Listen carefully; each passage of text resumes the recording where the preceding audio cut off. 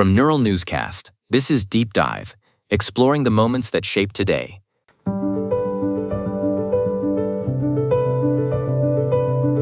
I'm Elise Moreau, and today we are looking at a date that holds both the heavy weight of social struggle and the curiosity of an unexpected invention. Exactly, and I'm Thatcher Collins. This March 7th, we're tracing a path from a bridge in Alabama to a sanitarium in Michigan, exploring moments that reshaped the American landscape, both politically and culturally. We have to start with the bridge. On this day in 1965, the Edmund Pettus Bridge in Selma, Alabama, became the site of what we now know as Bloody Sunday. It was supposed to be the start of a 54-mile march to the state capitol in Montgomery. The context here is vital, at least. Despite the Civil Rights Act being passed the year before, African Americans in Dallas County were still almost entirely shut out of the voting process. Only 2% were registered, even though they were the majority of the population.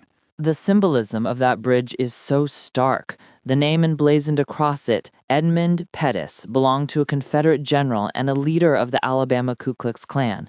600 marchers had to walk right under that name as they faced a wall of state troopers on the other side. Right, that wall was immovable. Major John Cloud told the marchers to disperse, but when they stood their ground, the violence was immediate. Troopers used tear gas and nightsticks. John Lewis, who was just 25 at the time, was struck in the head. The images were haunting. Those images reached the rest of the country in a very specific way. ABC actually interrupted its broadcast of the film Judgment at Nuremberg to show the footage from Selma. The juxtaposition of a film about Nazi war crimes being cut for images of American state troopers attacking peaceful citizens was a psychological lightning bolt for viewers. It really was. That national outrage is what finally pushed the Voting Rights Act forward. It's a heavy legacy for one day, but March 7th is also a day defined by those who shaped our world through science and art. One of those pioneers was born on this day in 1849, Luther Burbank. He was a botanist who essentially designed the modern world of agriculture, developing over 800 varieties of plants. The Burbank potato is the one most people know, even if they don't realize it. It's the ancestor of the russet Burbank, which became the standard for the entire French fry industry. He was a true innovator in how he viewed the potential of nature. He treated horticulture like an art form, Thatcher. And speaking of art, we have two major figures in film celebrating birthdays today as well. Bryan Cranston, born in 1956, who gave us one of the most complex television performances in history as Walter White. His range is incredible. Going from the comedic energy of Hal in Malcolm in the Middle to the dark, calculated intensity of Breaking Bad is a masterclass in acting. He's joined by Rachel Weisz, born in 1970. Rachel has such an elegant presence. From her early roles in big adventures like The Mummy to her Academy Award-winning performance in The Constant Gardener, she always brings a refined curiosity to her characters. While we're on the subject of health and refinement, we should talk about our fact of the day. It takes us back to 1897 and a very different kind of laboratory, the Battle Creek Sanitarium. This is where Dr. John Harvey Kellogg served cornflakes for the very first time on March 7th. He was a Seventh-day Adventist who believed in an incredibly strict holistic diet. He actually coined the word sanitarium to describe his health retreat.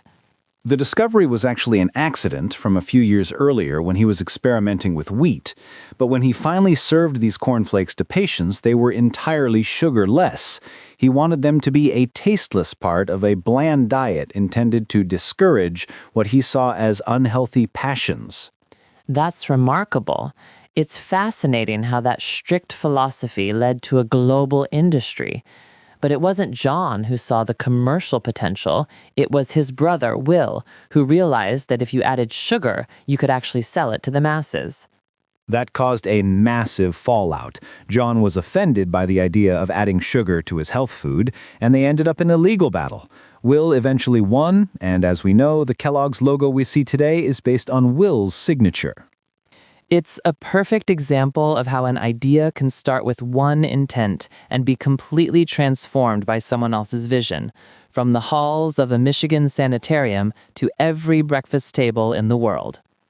And that brings our journey through March 7th to a close. From the courage of the marchers in Selma to the innovations of botanists and actors, and even the cereal in our bowls. It has been a pleasure exploring these layers with you. I'm Elise Moreau. And I'm Thatcher Collins. Thank you for joining us on Deep Dive. You can find more history at deepdive.neuralnewscast.com.